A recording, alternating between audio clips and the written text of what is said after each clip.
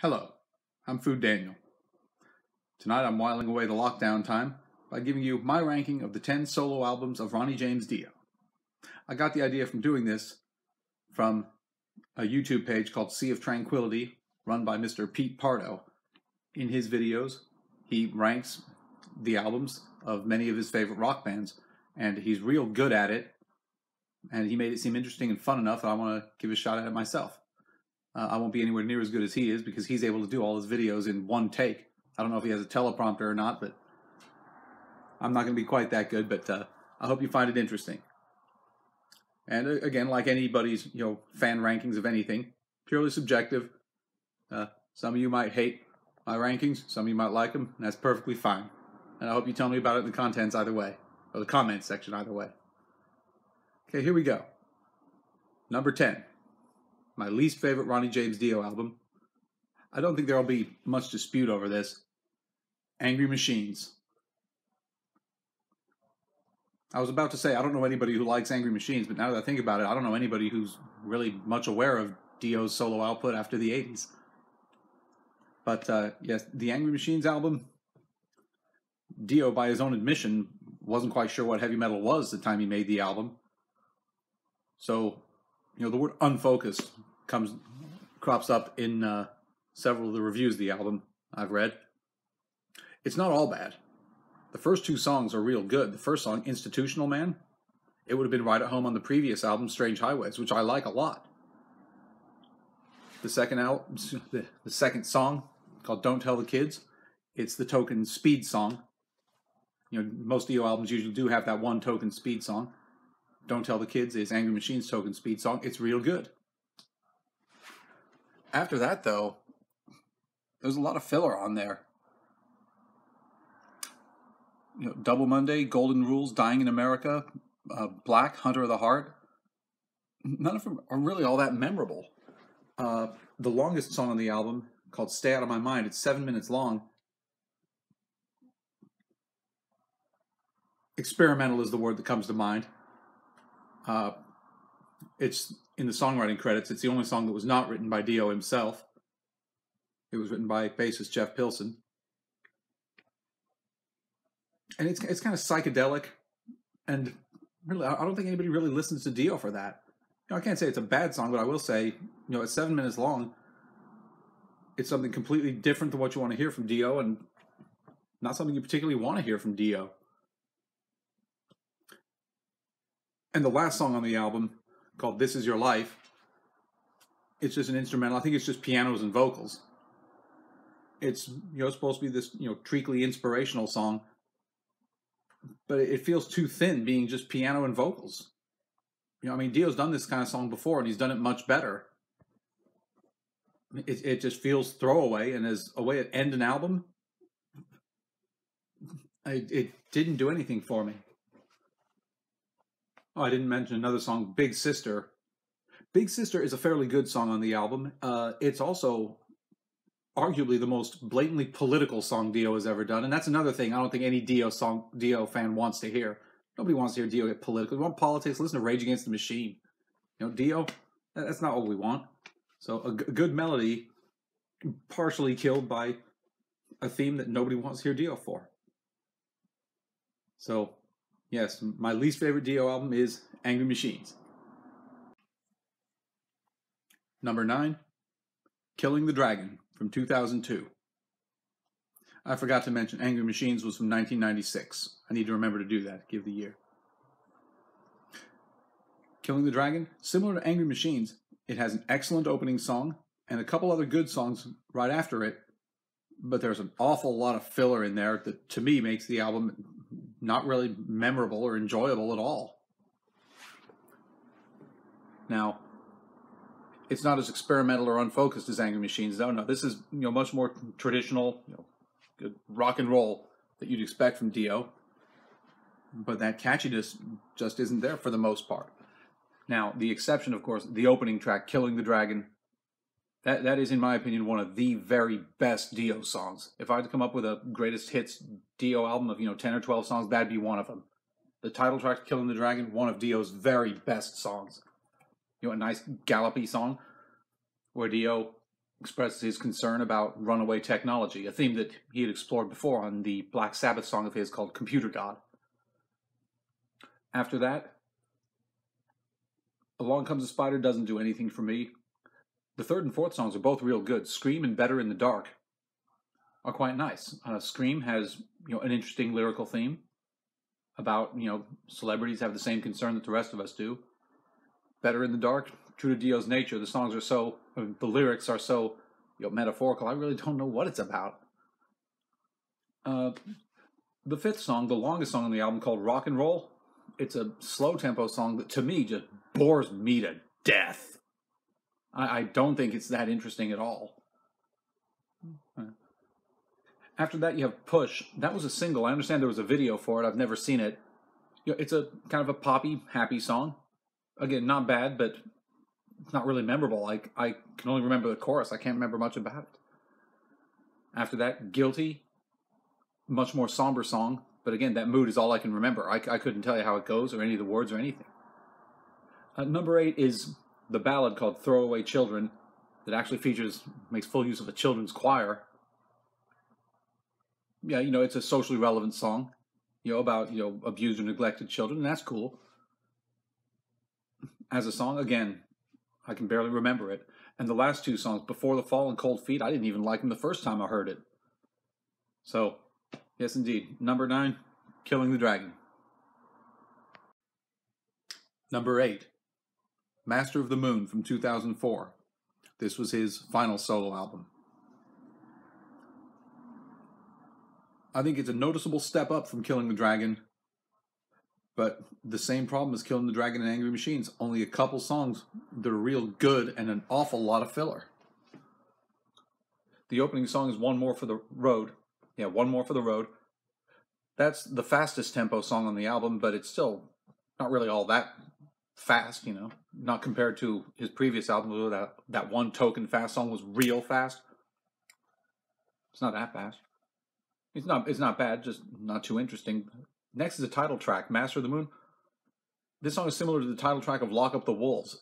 It's real slow-paced, so slow it makes you wonder if the song isn't making fun of us. And I didn't care for it, not on Lock Up the Wolves or on this. The End of the World, I can't remember a thing about it. Shivers is a fairly good song, but it's real standard. I mean, just start to finish, pretty much. Song number 5, The Man Who Would Be King. This one has an interesting history. This was recorded and, I guess, written and recorded in 2004, when the Iraq War was going on, and it was election season as well. I understand Dio intended this to be his I Hate George W. Bush song, but then he realized that was becoming kind of a cottage industry, and he realized that it's really not cool to go telling the audience who to vote for, so he retooled the lyrics to make it, vague. You can either take it as an I Hate George W. Bush song, or you can take it as one of his usual flights of fancy. If that's really what he was up to, I appreciate that. No one likes to be told who to vote for, and neither do I. It is a good song, though. It is a good song, though. Has kind of a tragic majesty to it. To me, song number 6 is the standout. The Eyes. To me, that's a fantastic song. Again, if I was doing a greatest hits Dio album, that would be on there. The Eyes, fantastic song. It's able to create a good, ominous, uncomfortable mood with real minimal instrumentation. I mean, the guitar riff, over and over. Real simple, but it creates the mood excellently. Okay, Living the Lie, I can't even remember. Song number 8, I Am. That's a great song. The chorus is an absolute headbanger. Wonderful song.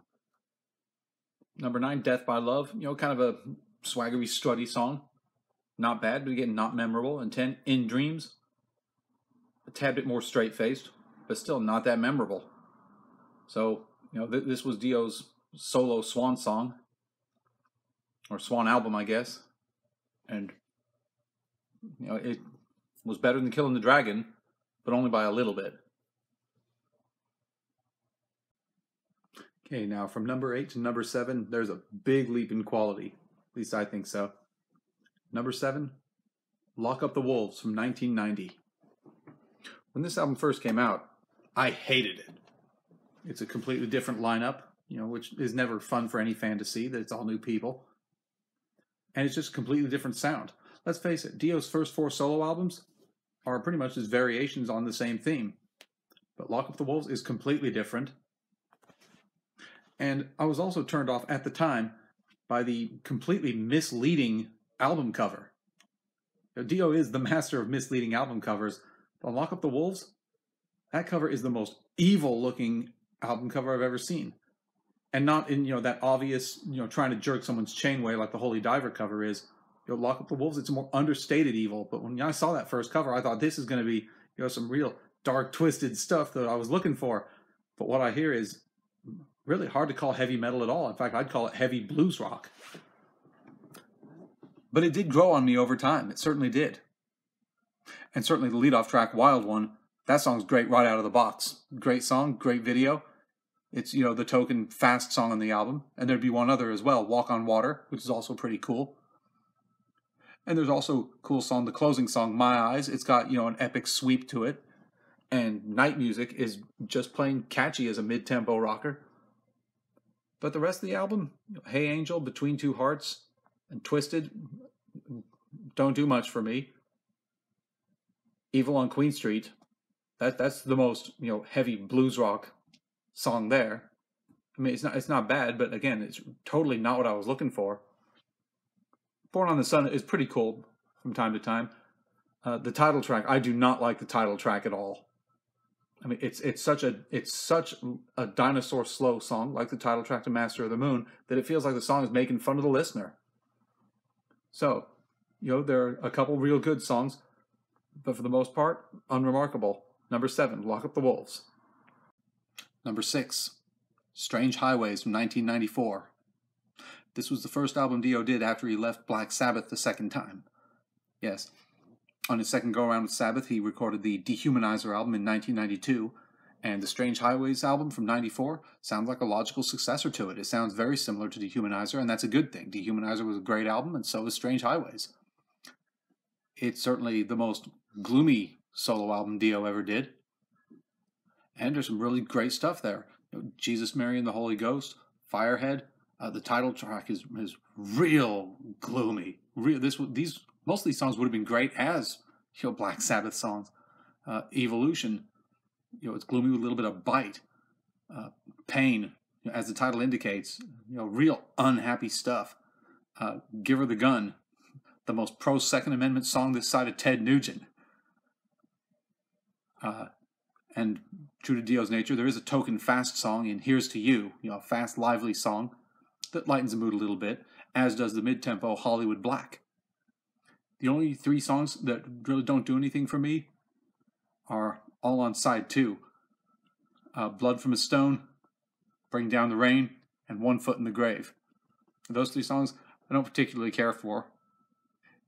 In fact, I've noticed a common theme here. Dio does seem to have a habit of putting unremarkable songs at the very end of the album. Strange Highways, Killing the Dragon, Master of the Moon, and another 1 or 2, as we'll see later on. Lock Up the Wolves, he had a good song to close it out with, though. Yeah. But yeah, Strange Highways was real satisfying. Again, more gloomy than you'd expect from Dio, but it hit the spot. Number 5, Sacred Heart from 1985.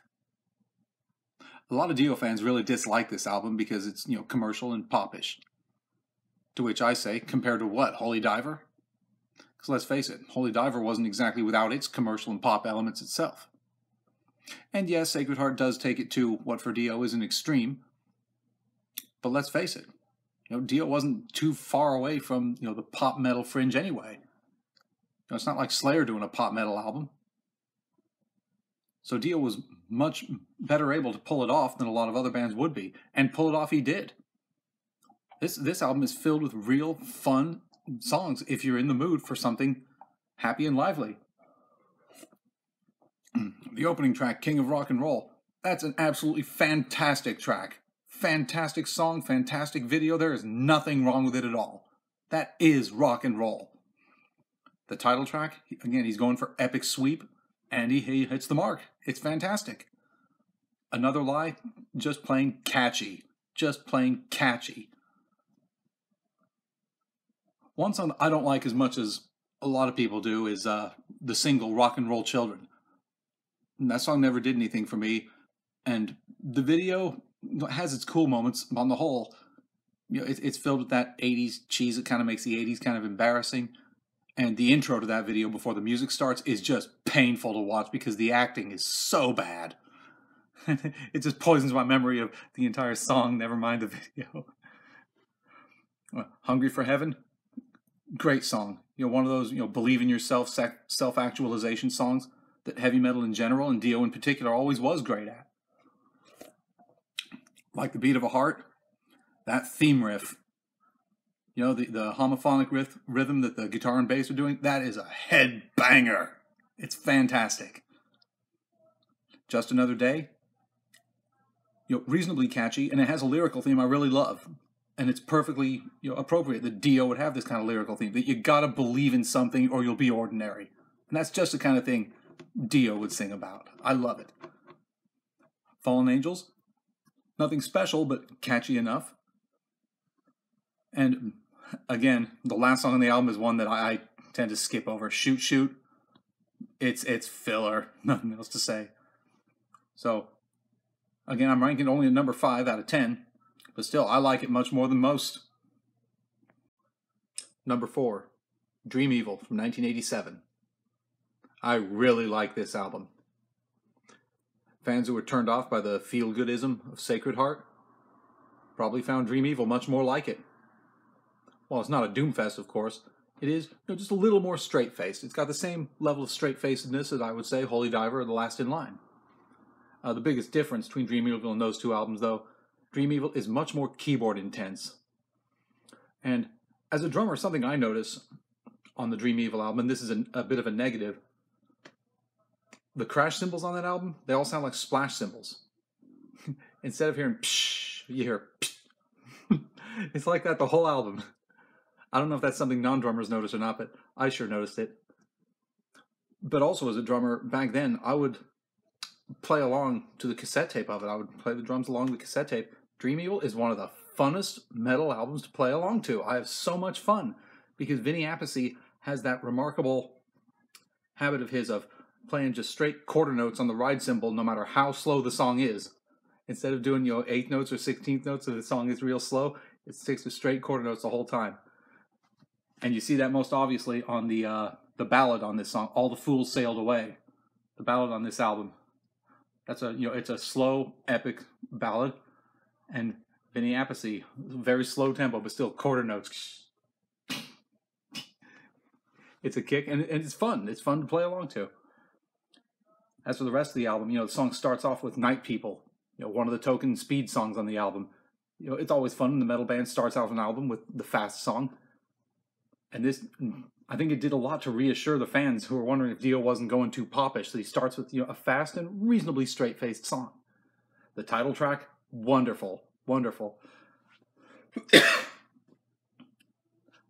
I first heard the Dream Evil album just a couple days after I saw the movie Evil Dead 2 for the first time. When I hear the title track of Dream Evil, all I can think of are those demons and apparitions from Evil Dead 2. And it really matches up quite nicely. Sunset Superman, it's catchy. I mean, yeah, it's kind of We Will Rock You-ish, but it's still nice and fun. Let's see. Side 2, Overlove, that's another speed song. I love it. And I love the lyrical theme that there is such a thing as too much love. Let's see. I Could Have Been a Dreamer. That's, I don't know if it counts as a ballad or not, but I know it was a single with a cheesy, 80s glam pop video. I can take it or leave it. And I can say the same of Naked in the Rain. Take it or leave it. Faces in the Window. I like that one. That's probably the most straight-faced song on the album. I dug it. And the closer, When a Woman Cries. I know a lot of people describe it as filler. I think it's very, very catchy and very fun. It's a rare, last song on a Dio album that's actually good. So, overall, yes. Dream Evil is a hit with me. Number 3. The Last in Line from 1984. The single biggest negative you can say about The Last in Line is that it's too much of a carbon copy of Holy Diver. But, since Holy Diver was excellent, that's not much of a criticism. The Last in Line is an excellent album in its own right. It starts right off the bat with We Rock, the opening track. Just like Night People starting off Dream Evil, The Last in Line starts off with its fast song, that just kicks so much ass. It is so fun. I mean, the title of the song, it's not just a title, it's a thesis statement. Unbelievably good song. The title track, you know, kind of mid to slow tempo rocker. Fun video, too. The kid from Voyagers, remember him? You know, Breathless. You know, it's kind of popish, but it's got that bass riff during the verse that's so catchy. You know, I find myself, you know, mumbling that when I listen to the song instead of singing the lyrics. I'm going bum bum bum bum bum bum bum bum bum bum bum. So much fun. I Speed at Night. I think this might be the fastest song Dio has ever done. I Speed at Night. Kind of a silly title, though. You guys want to speed in the day? Okay. One Night in the City. Catchy theme riff, that's for sure. And it's got a very similar lyrical theme to Rock and Roll Children from the Sacred Heart album. You know, lost souls in love in the city. Evil Eyes. Pretty nifty, although I gotta say, the lyrics, I know Dio is the master of lyrics that are so metaphorical, you have no idea what they're about. Evil Eyes is the most extreme example of it, I think. I have no clue what in the world this song's about. But it's fun. Mystery, I would say Mystery is probably the weakest song on this album, simply because it's so obviously an attempt to redo Rainbow in the Dark. I mean, it too is a single. And while it's not a bad song, it's impossible to listen to without thinking of Rainbow in the Dark. And, you know, when you compare this song or any similar song to Rainbow in the Dark, it's going to come off worse for it. And I'm afraid that's what happens with Mystery. Eat Your Heart Out. Fun, catchy theme riff. I really like it. And the final song, Egypt. Semi-epic feel to it. The biggest strike against it, though, is one that's totally not its fault at all. This was released in the same year, and for all I know, maybe even on the same month as Iron Maiden's Power Slave. And the title track of that song is, you know, about ancient Egypt. Just like this song is loosely about ancient Egypt. And again, when you compare this to the title track from Power Slave, you know, this is going to come off looking worse for it.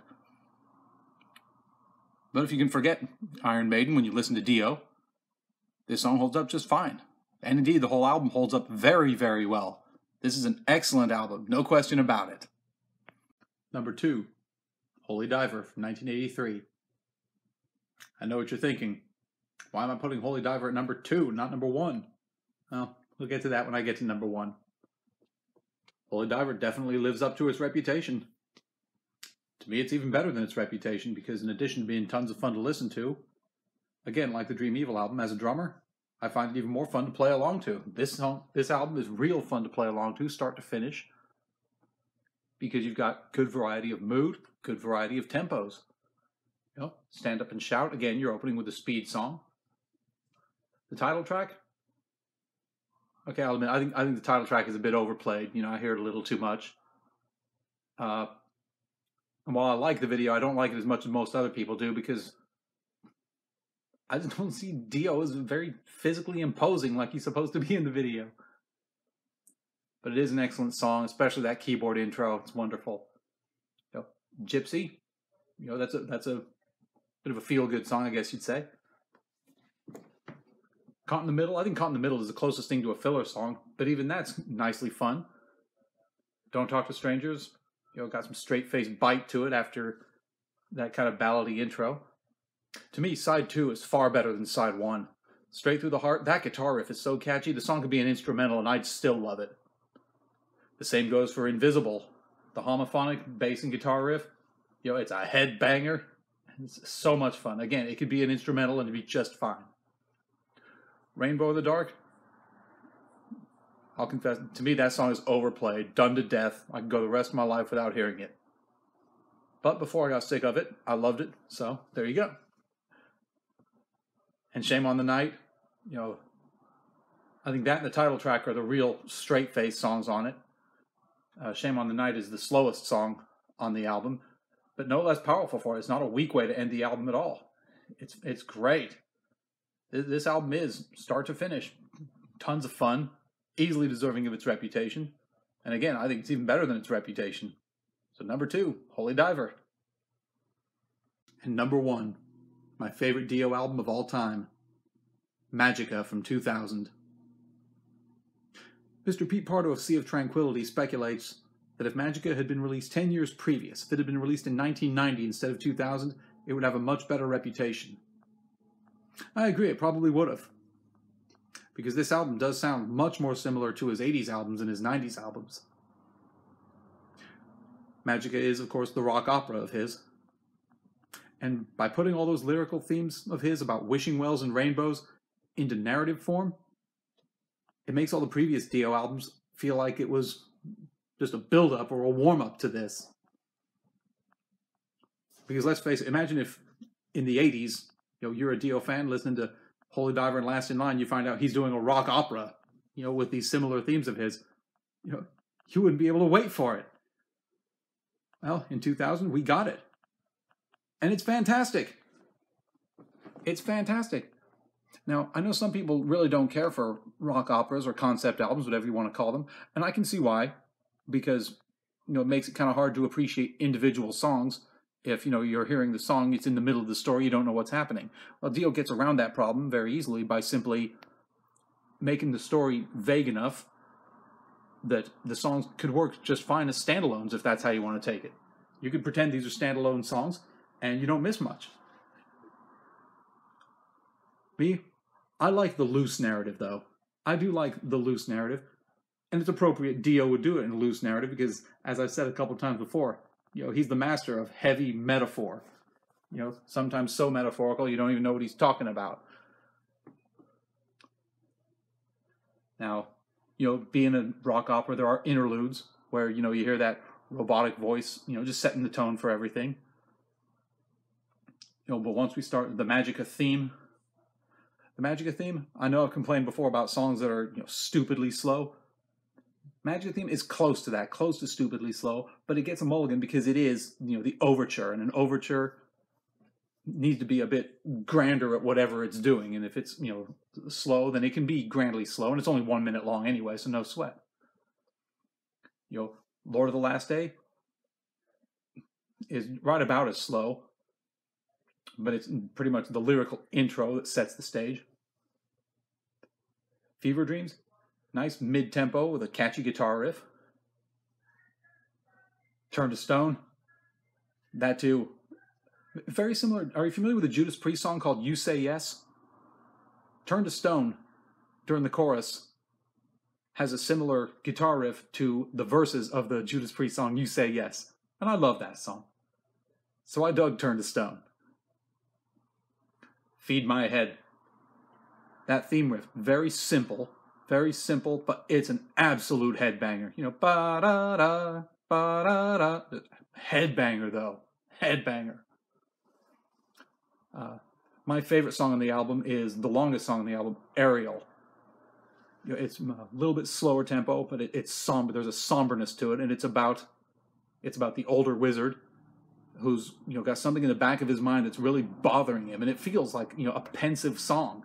This is a guy who's uncomfortable about what he's seeing or what he's feeling or what he senses is about to come. Really good at creating the mood. And right after that, we get Chalice. Chalice is about the younger wizard. It's this young upstart who's filled with youthful swagger, and you feel that swagger throughout the song. It's the closest thing to a feel-good song on the album. It's also the closest thing to a speed song on the album. It's not a speed song at all, but it's the fastest tempo song on there. And that is a legitimate strike against the album. It's the only Dio album that does not have a token fast song. That's the only negative I can think of, though. After that, we get As Long as It's Not About Love. That's, of course, a love ballad. And I think it's an absolutely beautiful love ballad. When I first heard the album, it was just before I moved from the state I was living in at the time to a state I moved to. And just a couple days after I heard the song for the first time, I had to say goodbye to my girlfriend. And I was thinking of this song. It was a sad moment, and that song hit the spot. The mood was perfect, yes. Losing My Insanity, the intro to that song, nicely medieval, where you got flutes and stuff going on, and then, the flutes are replaced by guitars and stuff, and, it's a shuffle pattern start to finish. And that's very cool because that's something Dio has done only very infrequently through his solo career. Shuffle pattern, 12/8 time. And it works out great here. Then you got Otherworld, which is the last full song on the album before you have a couple closing interludes. Otherworld, it's kind of a sad song. It gives the sense that yeah, the story is over, and maybe the good guys won, but maybe not, and then you have a reprise of the theme riff, and then you have a reprise of Lord of the Last Day. And then to wrap it all off, you have Dio himself giving an 18-minute narration of the full story. So if you listen to all these metaphorical songs, metaphorical lyrics, and you're still wondering what exactly is this happening, Dio narrates it for you. I know Dio was planning to do Magica 2 and 3, but he died to death before he could get that far. That's a damn shame because Magica was so, so good.